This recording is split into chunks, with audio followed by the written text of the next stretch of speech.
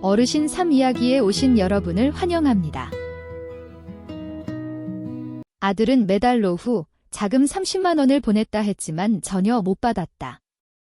온 가족이 은행 CCTV를 확인한 순간 모두가 말을 잃었습니다. 주머니 속에 손을 넣었다. 손끝에 닿는 낡은 파란색 가죽 수첩의 감촉. 매달 15일 서울의 햇살은 살을 태울 듯이 내리쬐건만 내 가슴속은 시베리아 벌판처럼 차갑기만 했다. 10달 그리고 1,000만 원. 아들이 보내준다던 생활비는 여전히 내 수첩 안에서 차가운 공백으로만 남겨져 있었다. ATM 기기가 카드를 뱉어내며 잔액에 변동이 없습니다 라는 기계음을 냈다. 마치 나를 비웃는 소리 같았다. 이제는 인정해야 할 때가 온 것 같았다. 나는 아주 교묘하게 기만당하고 있다는 사실을. 평생을 신뢰 하나로 살아온 늙은 어미의 자존심을 감히 누가 건드린단 말인가? 아무리 고통스럽더라도 나는 답을 찾아야만 했다. 내 이름은 김명자. 올해로 69, 흔히들 갈 날이 머지않았다고 말하는 나이다. 나는 평생 교단에 섰던 전직 교사다. 은퇴 후 지금은 서울 서대문구의 낡은 빌라촌에서 홀로 지내고 있다. 지은 지 30년도 더 된 8평 남짓한 이 집은 벽지가 뜯어지고 장판이 여기저기 갈라져 있다. 젊었을 땐 그저 아늑해 보였는데 늙고 나니 엘리베이터도 없는 4층 계단을 오르내릴 때마다 무릎에서 맷돌 갈리는 소리가 후두둑 하고 났다. 가진 돈이라곤 쥐꼬리만 했다. 매달 들어오는 연금은 딱 80만 원. 서울 물가에 이 돈으로는 쌀을 사고 반찬거리를 마련하고 전기세와 수도세를 아껴가며 내는 게 고작이었다. 내게는 분신과도 같은 빛바랜 파란색 수첩이 하나 있다. 그곳엔 100원 단위까지 꼼꼼하게 적힌 가계부가 들어있다. 수입 80만 원. 그 숫자는 언제나 고정이었다. 하지만 작년 6월 아들 민석이가 찾아왔을 때 모든 게 달라지는 줄 알았다. 민석이는 건설 회사 엔지니어다. 최근 프로젝트 팀장으로 승진하며 승승장구하고 있었다. 녀석은 성공한 사람 특유의 자신감 넘치는 눈빛으로 내 손을 잡으며 말했다. 어머니, 7월부터는 제가 매달 생활비로 100만 원씩 보내드릴게요. 이제 궁상맞게 아끼지 마시고 편하게 쓰세요. 100만 원이라니. 내 연금 80만 원에 아들이 줄 100만 원을 합치면 180만 원이다. 평생 허리띠를 졸라매고 살아온 내게 그건 상상도 못할 풍족함이었다. 돈도 돈이지만 아들이 제 몫을 하는 어른이 되어 효도를 안다는 사실이 더 기뻤다. 녀석이 약속했으니 나는 믿었다. 작년 7월부터 매달 15일이면 나는 체크카드를 들고 골목 어귀의 ATM 기기로 향했다. 민석이가 월급날이 14일이라 15일에는 꼭 보내겠다고 했으니까. 하지만 첫 달인 7월, ATM 화면은 무심하게도 잔액 변동이 없음을 알렸다. 나는 첫 달이라 바빠서 잊었겠지 하며 스스로를 달랬다. 8월, 9월, 그리고 10월. 내 파란 수첩의 생활비라는 계속해서 비어 있었다. 그 밑에는 오직 연금 80만 원이라는 글씨만 쓸쓸하게 적혀 있었다. 처음엔 칸 옆에 작게 민석이 대기 중이라고 적어두기도 했지만 점차 그마저도 쓰지 않게 되었다. 그저 차가운 공백뿐이었다. 그리고 올해 4월 15일 약속한 지 정확히 10달째 되는 날. 나는 또다시 ATM 기기 앞에 섰다. 4월의 서울 햇살이 유난히 뜨거워 이마에 땀이 흘러내렸다. 떨리는 손으로 비밀번호를 눌렀다. 잔액 81만 원. 만 원은 의미 없는 이자였다. 나는 한참을 멍하니 서 있었다. 바깥의 열기는 가슴속의 한기에 비하면 아무것도 아니었다. 10달이다. 무려 10달 동안 매달 100만 원씩 주겠다던 생활비는 그림자도 비치지 않았다. 나는 수첩을 꺼내 4월 달력 아래 생활비 칸에 연필로 줄을 그어버렸다. 그러곤 힘이 풀려 근처 계단에 주저앉았다. 나는 깐깐한 사람이다. 착각 따위 할 리가 없다. 통장도 하나, 카드도 하나, 평생 이 계좌 하나만 써왔으니까. 머릿속에서 불길한 생각이 피어올랐다. 설마 아들이 정말 잊어버린 걸까? 아니면 말 못할 사정이라도 생긴 걸까? 아니면 혹시... 더 이상은 생각하고 싶지 않았다. 확실한 건 그 돈의 부재가 나를 더 이상 견딜 수 없는 궁핍함으로 몰아넣고 있다는 사실이었다. 1,000만 원. 남들에겐 큰 돈이 아닐지 몰라도 내게는 1년치 연금보다 많은 거금이다. 나는 아들이 바쁠까 봐, 혹시라도 부담을 줄까 봐 꾹 참아왔다. 기계 오류겠지, 실수겠지. 하지만 10달은 실수가 아니다. 돈이 없다는 강박은 내 삶을 갉아먹고 있었다. 집 안을 둘러보면 온통 낡고 부서진 것들 뿐이다. 천장의 선풍기는 덜덜거리는 소리만 요란할 뿐 시원하지도 않다. 이번 달에 민석이가 돈 보내주면 새 선풍기 사야지 하고 미룬 게 벌써 몇 달째라. 관절염 때문에 비만 오면 뼈마디가 쑤신다. 의사는 비급여라 좀 비싸더라도 효과 좋은 관절 영양제를 권했지만 가격표를 보고는 슬그머니 내려놓았다. 대신 약국에서 제일 싼 파스만 사다 붙였다. 다음 달에 돈 들어오면 좋은 약 먹어야지. 그렇게 스스로를 속이며 하루하루를 버텼다. 주말이면 며느리 수진이와 손주들이 온다. 토끼 같은 내 새끼들. 녀석들을 보면 뭐라도 하나 더 쥐어주고 싶고 용돈이라도 주고 싶은 게 할미 마음이다. 하지만 내 지갑은 얇기만 했다. 결국 싸구려 알사탕 한 봉지를 사서 손에 쥐어주며 말했다. 할미가 잔돈이 없네? 다음엔 맛있는 거 사줄게. 실망한 듯한 손주의 눈빛을 볼 때마다 가슴이 미어졌다. 난 인색한 할미가 되고 싶지 않은데 가난이 나를 초라하게 만들었다. 이웃들의 시선도 문제였다. 옆집 박 여사는 어찌나 오지랖이 넓은지 툭하면 아들 자랑을 부추겼다. 명자 형님, 이번 달에도 아드님이 용돈 두둑하게 보내줬소?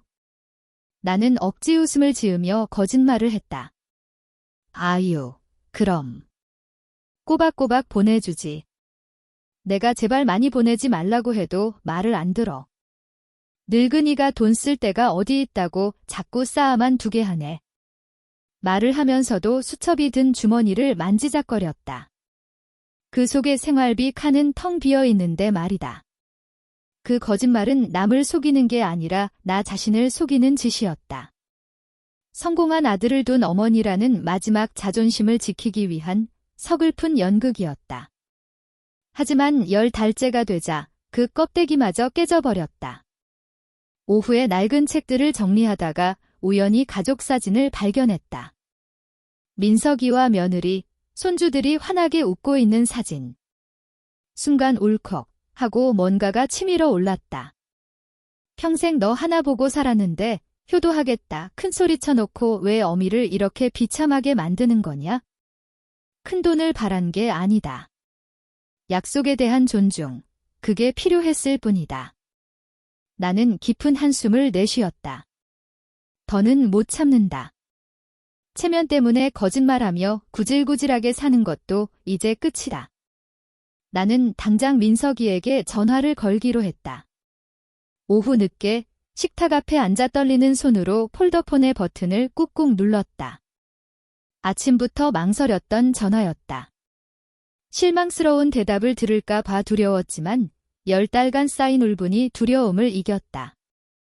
신호음이 한참 가더니 민석이가 다급한 목소리로 전화를 받았다. 여보세요? 어머니. 저예요. 나는 최대한 목소리를 가라앉혔다. 긴장한 티를 내고 싶지 않았다. 그래, 민석이니. 물어볼 게 있어서 전화했다. 내가 매달 보내준다는 생활비 말이다. 엄마가 10달 동안 통장을 확인해 봤는데 아직 한 번도 안 들어왔더구나. 어떻게 된 거냐? 수화기 너머로 잠시 침묵이 흘렀다. 타닥타닥 키보드 두드리는 소리가 들렸다. 이내 아들이 놀랍다는 듯 그리고 아주 확신에 찬 목소리로 대답했다. 어머니, 무슨 말씀이세요? 제가 자동이체 설정해 뒀잖아요. 작년 7월부터 매달 15일이면 제 통장에서 칼같이 빠져나갔어요. 이체 확인증도 다 있는데요. 왜 안 들어왔다고 그러세요? 안 들어왔으니 안 들어왔다고 하지. 내가 노망난 것도 아니고. 나 통장 하나, 카드 하나밖에 없는 거 알잖아. 헷갈릴 게 뭐 있어. 나도 모르게 언성이 높아졌다. 억눌러왔던 짜증이 터져나왔다. 어머니, 제 말 좀 들어보세요. 어머니가 계좌번호를 착각하신 게 분명해요. 일단 진정하시고요. 이번 주말에 제가 수진이랑 같이 내려갈게요.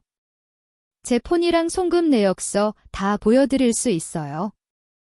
전 정말 보냈고 돈은 분명히 빠져나갔다니까요. 어딘가 오해가 있는 게 틀림없어요. 민석이의 단호한 태도에 나는 순간 멈칫했다. 저 아이는 원래 꼼꼼한 성격이다. 허투루 일할 녀석이 아니다. 정말 내가 착각했나? 하지만 나는 곧바로 파란 수첩을 떠올렸다. 내 모든 것이 기록된 그곳. 나는 단 한 번도 틀린 적이 없다. 애초에 카드가 하나뿐인데 헷갈릴 게 뭐 있단 말인가? 알았다. 주말에 온다면 와라. 내 송금 내역서는 볼 필요 없다. 난 그저 내 통장에 돈이 들어왔는지 안 들어왔는지만 확인하면 되니까. 내려오면 우리 같이 은행에 가서 확인해 보자꾸나. 이렇게 흐지부지 넘어가면 내가 불안해서 못 살겠다. 나는 싸움으로 번지지 않게 하려고 애써 목소리를 낮췄다. 네, 알겠어요. 그럼 이번 토요일에 수진이랑 일찍 갈게요. 어머니 쓰시는 통장이랑 카드 잘 챙겨두세요. 같이 맞춰봐요. 민석이의 목소리가 한결 부드러워졌지만 여전히 자신은 결백하다는 확신이 묻어났다. 전화를 끊고 텅 빈 집안에 홀로 남겨졌다. 머릿속이 실타래처럼 엉켰다. 민석이가 돈을 보냈는데 내가 못 받았다면 그 돈은 도대체 어디로 증발했단 말인가? 순간 등골을 서늘하게 만드는 불길한 생각이 스쳐 지나갔다. 하지만 나는 고개를 세차게 저어 그 생각을 떨쳐냈다. 며느리를 의심하고 싶지 않았다. 누구도 의심하고 싶지 않다. 나는 오직 사실만을 믿으리라. 이번 토요일이면 진실이 밝혀질 테니까. 나는 다시 수첩을 꺼내 맨 뒷장을 펼쳤다. 또박또박 적어둔 나의 유일한 계좌번호. 다시 확인하고 또 확인해봐도 틀린 숫자는 단 하나도 없었다. 나는 수첩을 덮으며 혼잣말을 했다. 이틀만 더 기다리자. 침착해야 해. 토요일, 약속대로 민석이 내외가 왔다. 며느리 수진이는 싱싱한 과일 바구니를 들고 있었다. 밝게 웃으며 들어오는 아이를 보니 며칠간 혼자 끙끙 앓으며 했던 나쁜 상상들이 미안해졌다. 그래, 어쩌면 정말 사소한 착오였을지도 모른다. 어머님, 걱정 끼쳐드려 죄송해요. 하지만 너무 염려 마세요. 그이도 참, 이런 건 제가 챙겼어야 했는데. 요즘 폰뱅킹이 얼마나 정확한데요. 수진이의 말에 이어 민석이가 스마트폰을 꺼내 은행 앱을 켰다. 우리는 좁은 거실에 마주보고 앉았다. 민석이가 내게 화면을 들이밀었다. 이것 보세요, 어머니. 작년 7월부터 매달 15일, 정확히 100만 원씩 이체 완료된 거 보이시죠? 제 통장에선 꼬박꼬박 빠져나갔어요. 한 달도 빠짐없이요. 돋보기를 쓰고 화면을 들여다보았다. 사실이었다. 매달 100만 원이라는 숫자가 찍혀 있었고 받는 사람 이름엔 분명 김명자, 어머니라고 적혀 있었다. 아들이 거짓말을 한 건 아니었다. 안도감이 밀려왔다. 그참 귀신이 곡할 노릇이네. 넌 보냈다는데 난 받은 적이 없으니 그 돈이 대체 공중분해라도 됐단 말이냐? 나는 주머니에서 내 체크카드와 통장을 꺼내 놓았다. 이게 내 카드고 이게 내가 평생 쓰는 통장이다. 난 이것밖에 없어. 민석이가 내 카드와 통장을 받아들더니 앱에 저장된 계좌번호와 대조하기 시작했다. 그런데 순식간에 녀석의 얼굴빛이 흑빛으로 변했다. 어머니. 제 폰에 저장된 계좌번호랑 어머니 카드 번호가 달라요. 다르다니. 그게 무슨 소리냐? 난 평생 이 카드 하나만 썼는데. 나도 모르게 목소리가 커졌다. 민석이는 떨리는 목소리로 숫자를 하나씩 읽어 내려갔다. 어머니 카드 번호 끝자리는 8888분이잖아요. 그런데 제가 지금껏 돈을 보낸 계좌는 끝자리가 1111분이에요. 나와 민석이는 동시에 입을 다물지 못했다. 민석이가 보낸 돈은 분명 김명자라는 예금주에게 들어갔다. 하지만 그건 내 진짜 계좌가 아니었다. 내 명의로 된 또 다른 계좌가 존재한다는 뜻인가? 그때였다. 냉유자차를 내오던 수진이가 쟁반을 탁자에 거칠게 내려놓았다. 아유, 진짜. 분위기가 왜 이래요? 민석 씨가 번호를 잘못 입력했나 보죠. 아니면 혹시 예전에 어머님이 대출 같은 거 받으실 때 다른 계좌번호 알려주신 거 아니에요? 민석 씨가 그거 저장해놓고 잊어버린 걸 수도 있잖아요. 수진이의 목소리는 평소보다 한 옥타브 높았지만 시선은 내 눈을 피하고 있었다. 황급히 핑계를 대는 듯한 태도가 영 석연치 않았다. 대출이라니. 내가 살면서 남의 돈 빌린 적이 없는데 무슨 소리를 하는 게냐? 나는 단호하게 쏘아붙였다. 민석이도 당황한 기색이 역력했다. 아니야, 수진아. 이 자동이체 설정, 당신이 해줬잖아. 내가 바빠서 부탁했었지? 어떻게 이런 실수가 있을 수 있어? 수진이는 순간 말문이 막힌 듯 하더니 이내 당황하며 변명했다. 아, 미안해요. 그때 내가 너무 바빠서 숫자를 잘못 봤나 봐. 죄송해요, 어머님. 다 제 불찰이에요. 월요일에 날 박는 대로 어머님 모시고 은행 가서 바로 잡을게요. 하지만 나는 수진이의 말이 도무지 믿기지 않았다. 대기업 팀장인 아들이 어머니 생활비 보내는 일을 아내에게 일임했다. 그런데 며느리가 하필이면 어머니 명의의 다른 계좌로 그것도 10개월 동안이나 잘못 보냈다. 단순한 실수라기엔 너무나 교묘하고 금액은 1,000만 원에 달했다. 냄새가 났다. 아주 구린 내가? 나는 수진이를 뚫어지게 쳐다보았다. 아이는 계속해서 내 눈을 피했다. 나는 더 이상 추궁하지 않기로 했다. 지금은 때가 아니다. 됐다. 월요일 아침 일찍 민석이 내가 나랑 종로 지점으로 가자. 이체했다는 그 지점으로 가서 확인해 봐야겠다. 도대체 내 이름을 단 그 가짜 계좌의 주인이 누구인지, 내 돈이 어디로 굴러들어가는지 내 두 눈으로 똑똑히 봐야겠어. 민석이는 심각한 표정으로 고개를 끄덕였다. 수진이는 회사에 급한 일이 생겼다며 동행하지 않겠다고 했다. 나는 아무 말 없이 수진이를 바라보았다. 그녀는 시어머니가 피곤하실 테니 먼저 가서 집을 치워두겠다며 서둘러 짐을 챙겼다. 월요일 아침. 나와 민석이는 택시를 타고 종로에 있는 은행 본점 근처 지점으로 향했다. 민석이가 자동이체를 신청했던 바로 그곳이다. 수진이는 역시나 오지 않았다. 회사 서류 문제로 바쁘다는 문자 한 통이 전부였다. 은행 창구에 앉아 자초지종을 설명했다. 홍 대리라는 직원이 전산망을 두드려 보더니 조심스럽게 입을 열었다. 김명자 고객님, 그리고 아드님. 확인 결과 아드님 계좌에서 송금된 내역은 정상적으로 처리되었습니다. 총 10회, 1회당 100만 원씩. 수취인은 김명자 님이 맞습니다. 다만 지금 고객님이 가지고 계신 카드와 연결된 계좌와는 다른 계좌입니다. 민석이가 다급하게 물었다. 그 수취 계좌가 언제, 어디서 개설된 겁니까? 홍 대리가 모니터를 확인하며 말했다. 이 계좌는 작년 3월 이 지점에서 개설되었습니다.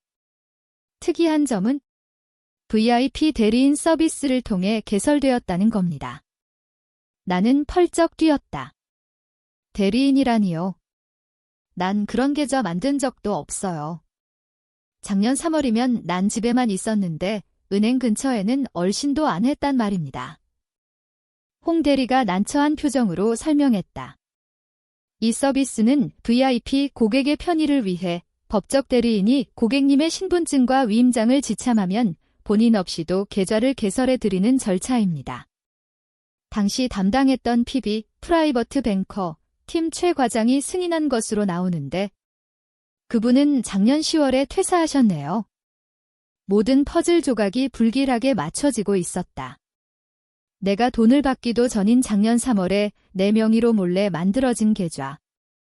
일반 창구도 아닌 VIP 대리인 개설. 그리고 담당 직원의 퇴사. 이건 명백한 사기였다. 민석이의 얼굴이 하얗게 질렸다. 녀석은 거의 소리를 지르다시피 했다. 이건 대포통장이나 마찬가지입니다. 어머니는 절대 모르는 일이라고 하시잖아요. 그 계좌 만든 대리인이 누굽니까? 도대체 어머니의 무슨 서류를 들이밀었길래 본인 확인도 없이 계좌를 터준 겁니까? 개인정보보호법상 대리인의 상세 정보를 당장 구두로 말씀드리기는 어렵습니다만 기록상으로는 대리인이 어머님의 주민등록증 원본과 인감증명서, 위임장까지 완벽하게 구비했던 것으로 나옵니다. 하지만 사안이 심각하니 저희도 협조하겠습니다. 잠시만 기다려주세요.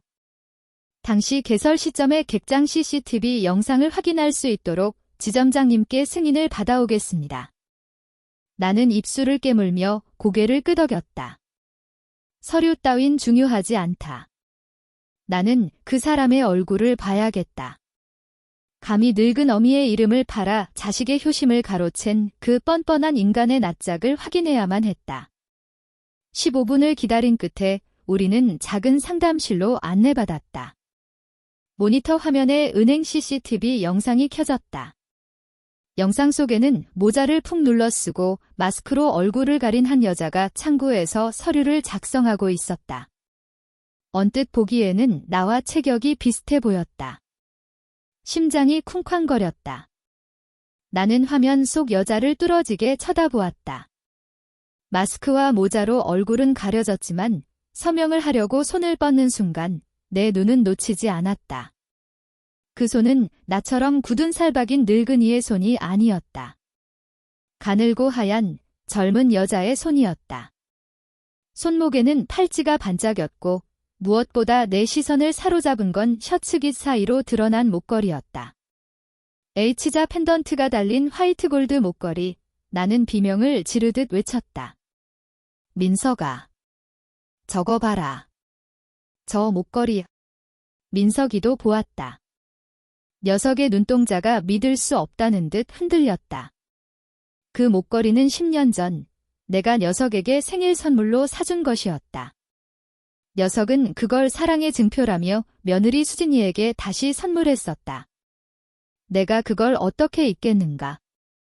그리고 여자가 고개를 숙여 서명할 때 약지에서 작고 정교한 무늬가 새겨진 화이트 골드 반지가 반짝였다. 나는 민석이를 보았다가 다시 반지를 보았다. 수진이가 평소에 늘 끼고 다니던 바로 그 반지였다. 진실은 찬물처럼 내 얼굴을 강타했다. 민석이의 목걸이와 수진이의 반지. 저 여자는 내 며느리, 수진이가 아니고는 누구도 될 수 없었다. 민석이도 깨달은 듯 머리를 감싸주며 의자에 주저앉았다. 나는 깊게 심호흡을 하며 떨리는 목소리를 애써 진정시켰다. 가슴속에선 이미 천지가 개벽하고 있었다. 홍 대리, 고마워요. 이제 누가 계좌를 텄는지 알겠네요. 더 볼 필요도 없어요?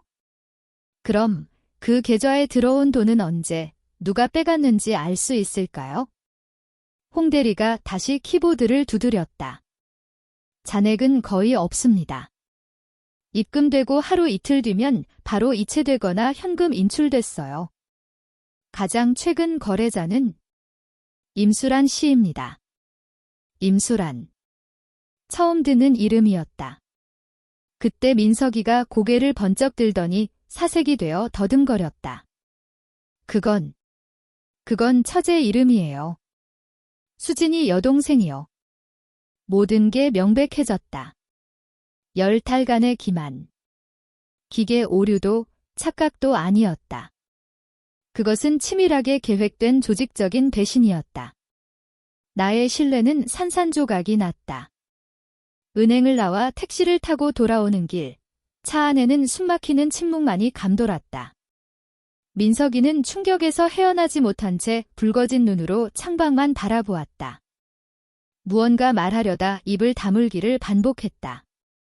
나 역시 입을 열고 싶지 않았다. 마음속에 흩어진 파편들을 주워 담을 시간이 필요했다. 낡은 빌라 앞 수진이가 서성이고 있었다. 우리를 보자 억지 웃음을 지으며 다가왔다.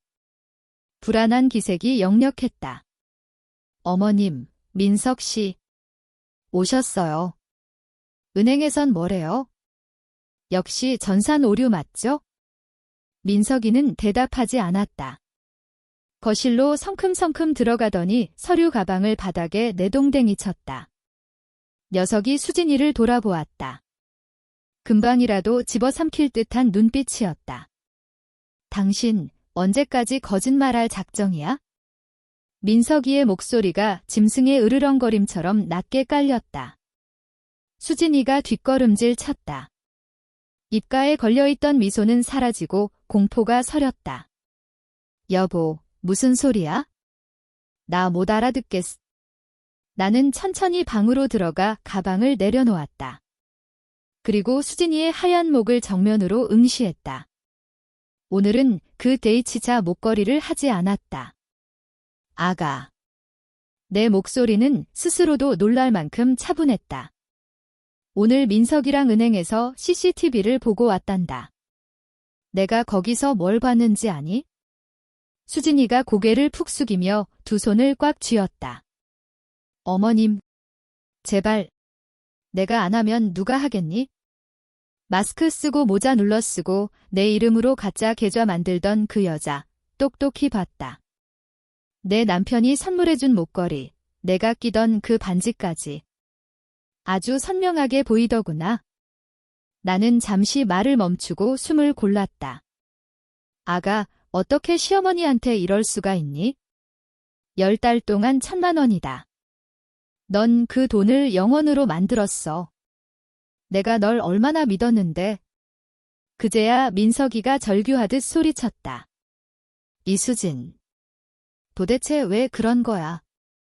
어머니 명의 도용해서 내 돈을 가로채? 나랑 어머니를 감쪽같이 속여? 당장 설명해. 더 이상 발뺌할 수 없게 된 수진이가 바닥에 주저앉아 통곡하기 시작했다. 비통한 울음소리였지만 내 마음은 조금도 움직이지 않았다. 어머님, 여보, 잘못했어요. 죽을 죄를 졌어요. 저 협박받았어요. 제 동생 수란이가 사업하다 사기당해서 빚더미에 앉았거든요. 사채업자들이 찾아와서 죽이겠다고 협박했단 말이에요. 그게 어머니 돈 훔친 거랑 무슨 상관인데. 민석이가 분노를 터뜨렸다. 수진이는 눈물 범벅이 된 얼굴로 나를 올려다보았다. 그땐 눈에 뵈는 게 없었어요. 수란이가 돈 안 갚으면 죽어버리겠다고 난리를 치는데 어떡해요. 어머님 생각하면 죄송해서 미칠 것 같았지만 어머님 신분증 몰래 훔쳐서 대리인 서류 위조해서 계좌 만들었어요. 민석 씨가 보내는 생활비 그쪽으로 돌려막기 했어요. 죄송해요. 그래서 총 1,000만 원을 맞지? 내가 물었다. 네, 맞아요. 전부 수란이 급한 불 끄는데 썼어요. 맹세해요. 제가 식당 알바라도 해서 1,000만 원 다 갚을게요. 평생 속죄하면서 살게요. 수진이가 내 발밑에 엎드려 빌었다. 10달. 며느리의 욕심과 이기심 때문에 나는 100원 한 푼에 벌벌 떨며 거짓말을 하고 굴욕적인 가난을 견뎌야 했다. 분노와 배신감이 온몸을 휘감았다. 이건 단순한 돈 문제가 아니었다. 내 인격에 대한 살인이나 다름없었다. 나는 차가운 눈으로 며느리를 내려다보았다. 한때는 딸처럼 아꼈던 아이가 이제는 내 선의를 짓밟은 사기꾼으로밖에 보이지 않았다. 아가. 내 목소리엔 더 이상 온기가 없었다. 돈 빚은 갚으면 된다지만 사람 믿음 깨진 건 뭘로 갚을 셈이냐? 민석이가 끼어들었다. 어머니, 죄송합니다. 다 제 탓입니다. 자동이체만 해놓고 신경 끈 불효자입니다. 제가 수진이한테서 돈 다 받아낼게요. 이혼이라도 해서 받아낼게요. 나는 민석이를 보았다. 이 녀석도 피해자지만 공범이나 마찬가지다. 돈만 보내면 효도가 끝난 줄 아는 안일함이 이 사태를 키웠다. 내가 어떻게 사는지, 밥은 굶지 않는지 전화 한 통 없었던 녀석이다. 진실은 밝혀졌지만 그 대가는 너무나 참혹했다. 가정이 무너져 내리는 소리가 들리는 듯 했다.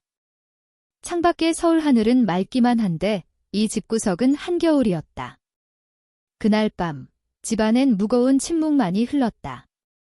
부엌에선 달그락거리는 소리도 밥 짓는 냄새도 나지 않았다. 나는 방에 혼자 앉아 있었고 안방에선 두 부부의 말소리가 들렸다. 듣고 싶지 않았다. 밤 8시가 넘어서야 민석이가 퉁퉁 부은 눈으로 내 방에 들어왔다. 녀석이 내 옆에 털썩 주저앉으며 고개를 떨구었다. 어머니, 면목이 없습니다.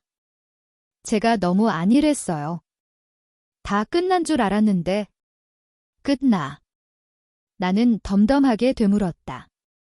속은 문드러졌지만 겉으로는 태연했다. 아들아, 넌 효도가 스마트폰 송금 버튼 하나 누르면 끝나는 건 줄 알았니? 그거 누르면 내 할 도리 다 했다고 생각했어? 지난 10달 동안 나는 속옷 한 벌 못 사 입고 고장난 선풍기 끌어안고 땀 뻘뻘 흘리며 살았다. 관절약이 비싸서 파스 한 장으로 버텼어. 넌 한 번이라도 전화해서 돈은 잘 들어왔는지 필요한 건 없는지 물어봤어야 했다. 늙은 어미는 돈 쓸 데 없으니 괜찮다고 생각했니? 민석이는 차마 고개를 들지 못했다. 죄송해요, 어머니. 정말 죄송해요. 다시는 이런 일 없게 할게요. 나는 한숨을 내쉬었다. 내 죄는 나중에 따지자. 지금은 며느리랑 얘기 좀 해야겠다. 수진이 들어오라고 해라. 수진이가 들어왔다. 눈이 퉁퉁 붓고 초췌한 몰골이었다. 그녀는 감히 앉지도 못하고 뻣뻣하게 서 있었다. 어머님, 민석 씨한테 다 얘기 들으셨죠? 죽을 죄를 졌습니다. 용서해 주세요. 용서 같은 소리 마라. 난 진실과 책임을 원한다. 나는 쏘아붙였다. 내 동생이 사기를 당했건 사채를 썼건 그건 걔 사정이다. 왜 내 노후 자금을 훔쳐서 걔를 구제해? 그 돈은 내 생명줄이다. 죄송해요. 수란이가 한강 다리 위에서 전화하는데 눈이 뒤집혔어요. 어머님은 마음이 넓으시니까 나중에 제가 갚으면 용서해 주실 거라 믿었어요. 일단 사람부터 살리고 보자고. 그래서 내가 모르면 평생 그렇게 살게 두려고 했니? 넌 내 신분증을 도용하고 서류를 위조했어. 이건 절도를 넘어선 범죄야. 날 불안과 공포 속에 살게 한 죄, 그게 더 크다. 나는 수진이를 똑바로 쳐다보며 물었다. 그래, 묻자. 지금 당장 1,000만 원 갚을 능력 되니? 수진이가 고개를 저었다. 아뇨. 수란이 빚 갚느라 빈털털이에요. 어머님, 매달 20만 원씩이라도 갚을게요. 제발요. 나는 기가 찼다. 20만 원씩. 1,000만 원을 갚으려면 50개월, 4년 하고도 2개월이 걸린다. 그때면 내 나이 73이다. 월 20만 원. 장난하냐? 4년 뒤면 나 꼬부랑 할머니 된다. 돈 갚는 건 나중 문제고 난 내가 책임지는 꼴을 봐야겠다. 난 널 고소할 생각은 없다. 하지만 넌 내 동생 수란이 데리고 내 앞에 와라. 각서 써라. 내가 저지른 짓이 얼마나 무거운지 내 동생도 알아야지. 돈은 천천히 받더라도 내 명예는 지금 당장 찾아야겠다. 민석이가 벌떡 일어났다. 어머니, 제가 처제 만나서 단판 지을게요. 앉아라. 내가 소리쳤다. 이건 수진이 일이다. 결자해지. 수진이가 저지른 일이니 수진이가 해결해야 해. 민석이 너도 잘 들어라. 이건 돈 문제가 아니야. 도덕과 선의 문제다. 수진이는 자기가 무슨 짓을 했는지 뼈저리게 느껴야 해. 수진이는 더 이상 울지 않았다. 대신 멍한 눈으로 나를 바라보았다. 시어머니가 이토록 단호하고 강인한 사람일 줄은 꿈에도 몰랐던 모양이다. 네, 어머님 말씀대로 할게요. 같이 가서 수란이한테 각서 쓰게 할게요. 나는 고개를 끄덕였다. 동생을 아끼는 언니의 마음을 모르는 바는 아니지만 나를 기만하고 내 사생활을 침해한 행위는 결코 용납할 수 없었다. 나는 며느리에게 정직과 존중이라는 가치를 가르쳐야만 했다. 내 인자함을 약점으로 이용하게 둘 순 없었다. 다음 날 아침, 나는 수진이를 앞세워 수란이의 자취방으로 향했다. 서울 외곽의 허름한 반지하 방이었다. 방 안은 어수선했고 수진이 동생 수란이 역시 몹시 수척해 보였다. 나를 보자마자 죄인처럼 고개를 숙였다. 안녕하세요, 어르신. 기어들어가는 목소리였다. 나는 빚 이야기는 꺼내지 않고 곧바로 본론으로 들어갔다. 수란아, 일을 크게 만들고 싶진 않다. 내가 연희한테 돈을 받은 건 알고 있다. 총 1,000만 원이 그 돈은 내 아들이 나한테 보내준 생활비였다. 내 언니가 내 명의를 도용하고 서류를 위조해서 빼돌린 돈이란다. 수란이가 울음을 터뜨렸다. 정말 잘못했습니다. 죽을 죄를 졌어요. 제가 열심히 일해서 꼭 갚겠습니다. 나는 준비해 간 종이를 꺼냈다. 그래, 갚겠다는 마음이 있다면 책임을 져야지. 여기 서명해라. 이건 차용증이자 지불 각서다. 내 언니는 매달 20만 원씩 갚겠다고 했지만 난 거절했다. 너에게 최대 18개월의 시간을 주마. 매달 최소 60만 원씩 갚아라. 만약 내가 못 갚으면 그때는 내 언니가 책임져야 한다. 서명할 수 있겠니? 수란이는 언니를 한번 쳐다보고는 떨리는 손으로 펜을 잡고 각서에 서명했다. 고맙다. 없는 사람 돈 뜯어낼 생각은 없다만 나는 정직과 책임을 원한다. 내 인생은 내가 책임져야지. 언제까지 언니 등골 빼먹으며 남한테 피해주고 살 텐가. 나는 각서를 챙겨 가방 깊숙이 넣었다. 돌아오는 길, 수진이는 한마디도 하지 않았다. 생각이 많은 듯 했다. 집에 도착하자 민석이가 기다리고 있었다. 어머니, 어떻게 됐어요? 나는 각서를 민석이에게 건넸다. 자, 이거 내가 보관해라.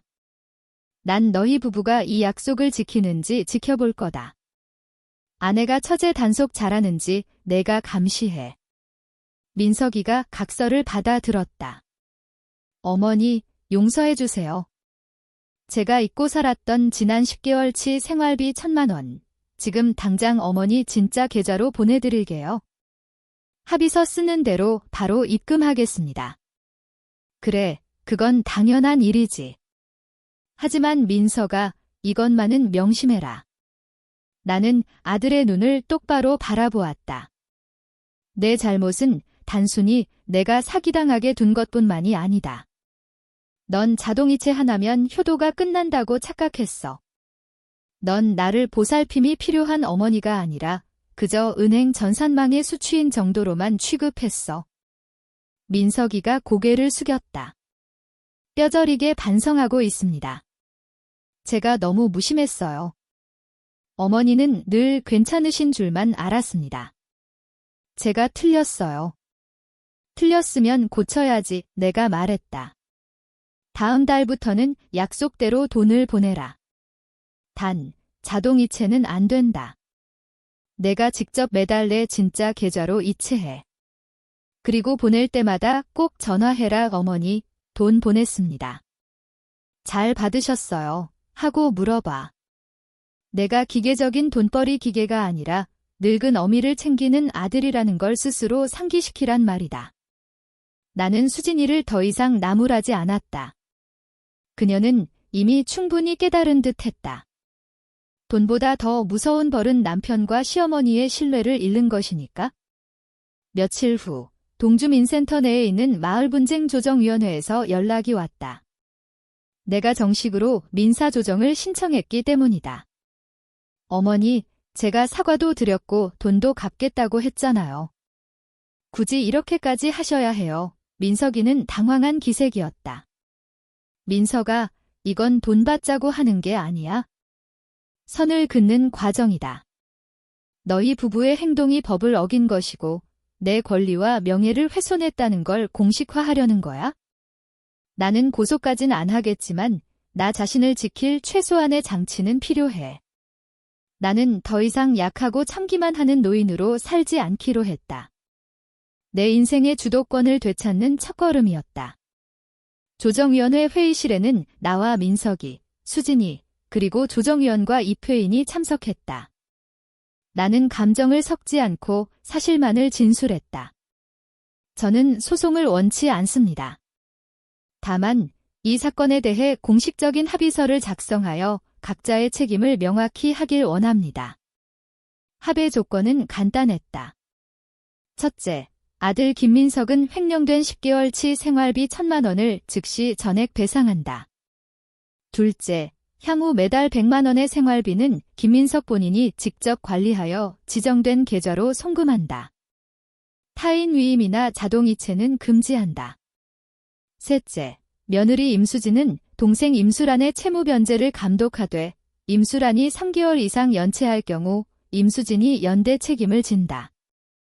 또한 명예 도용에 대한 책임을 인정하는 각서를 제출한다. 수진이가 작은 목소리로 대답했다. 네, 어머님. 모든 조건에 동의합니다. 책임지겠습니다. 조정위원이 물었다. 김명자님, 혹시 채무 불이행 위험이 있으니 법원 공탁 제도를 이용하시겠습니까? 나는 고개를 저으며 아들과 며느리를 보았다. 감사합니다만 필요 없습니다. 저는 제 아들을 믿습니다. 그 말은 법의 힘을 빌리지 않겠다는 뜻인 동시에 아들에게 보내는 무언의 압박이었다. 나는 널 믿지만 내 아내는 믿지 않는다. 그러니 내가 가장으로서 책임을 다해라. 민석이의 눈시울이 붉어졌다. 그 뜻을 알아들은 개다. 조정이 끝나고 밖으로 나오니 공기가 상쾌했다. 나는 내 자존심을 지켰고 무너진 가정의 질서를 다시 세웠다. 집에 돌아와 책을 읽고 있는데 휴대전화가 울렸다. 입금 알림이었다. 입금 1,000만 원 김민석. 이어서 문자가 왔다. 어머니, 배상금 입금했습니다. 늦어서 죄송합니다. 나는 미소 지었다. 그 돈은 이제 단순한 돈이 아니었다.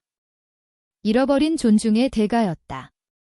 몇 주 뒤, 나는 폭탄 선언을 했다. 이 집 내놓기로 했다. 네. 어머니, 왜요? 그냥 여기 사세요. 저희가 리모델링 싹 해드릴게요. 민석이가 만류했다. 아니다. 난 새로운 삶을 살고 싶어. 나는 배상받은 1,000만 원을 계약금으로 걸고 낡은 빌라를 판 돈과 내 비상금을 합쳐 경기도 외곽의 실버타운으로 이사했다. 엘리베이터도 있고 보안 요원도 상주하고 무엇보다 헬스케어 서비스가 제공되는 작지만 알찬 아파트였다. 궁상맞게 살던 낡은 집도 불편해진 가족 관계 속에 숨막히는 공기도 싫었다. 나는 나만의 공간, 나만의 자유가 필요했다. 이사하는 날 아들 내외가 와서 짐을 날랐다. 햇살이 가득 들어오는 베란다와 창밖으로 보이는 푸른 정원을 보며 민석이가 말했다. 어머니, 죄송해요. 어머니가 더 좋은 환경을 원하신다는 걸 몰랐어요. 그냥 익숙하신 줄로만 알았어요. 괜찮다. 내가 내 돈으로 결정한 내 집이야? 이게 제일 마음 편해. 실버타운에서의 삶은 내 인생의 이막이었다. 아들이 보내주는 용돈과 내 연금으로 나는 나를 가꾸기 시작했다. 임플란트를 새로 했더니 웃음이 훨씬 환해졌다. 평소 읽고 싶었던 일본 소설을 원서로 읽기 위해 일본어 강좌도 등록했다. 최신형 시스템 에어컨 덕분에 더 이상 서울의 폭염도 두렵지 않았다. 나는 누구의 눈치도 보지 않고 거짓말할 필요도 없이 당당하고 독립적인 삶을 살게 되었다. 어느 주말 민석이가 찾아왔다. 녀석은 내가 타준 차를 마시며 생각에 잠기더니 입을 열었다. 어머니, 제가 정말 많이 배웠습니다. 돈만 들이면 끝인 줄 알았던 제가 부끄러워요. 정작 중요한 건 관심이었는데. 나는 찻잔을 내려놓으며 말했다. 아들아, 넌 이제 진짜 어른이 된 거다. 인생에서 가장 큰 빚은 돈빚이 아니야 결핍이란다. 관심의 결핍, 정직의 결핍, 존중의 결핍. 돈은 다시 벌면 되지만 깨진 신뢰는 붙이기 어렵단다. 민석이가 내 손을 꼭 잡았다. 명심할게요, 어머니. 앞으로 더 잘하겠습니다. 나는 활짝 웃었다. 나는 자존심을 지켰고 선을 그었으며 진정한 행복을 찾았다. 나는 더 이상 낡은 빌라에서 궁상 떠는 김명자 할머니가 아니다. 나는 내 인생을 스스로 경영하는 자유롭고 우아한 노년을 보내는 여자다. 은행 CCTV 앞에서 무너졌던 가슴, 며느리의 목에 걸려있던 그 목걸이를 보며 느꼈던 배신감. 하지만 나는 눈물 대신 자존감을 택했다. 1,000만 원이라는 돈보다 나는 나 자신을 잃지 않는 법을 택했다. 지금 나는 실버타운의 쾌적한 거실에서 일본어 책을 펼치며 그 어느 때보다 환하게 웃고 있다. 가장 큰 빚은 돈이 아니라 마음의 빚이다. 여러분도 타인의 체면을 위해 자신의 자존감을 희생하지 마세요. 노년의 진정한 행복은 주체적인 삶에서 옵니다. 오늘의 이야기가 마음에 와닿으셨다면 구독과 좋아요 꾹 눌러주세요. 더 깊은 울림이 있는 인생 이야기로 찾아뵙겠습니다.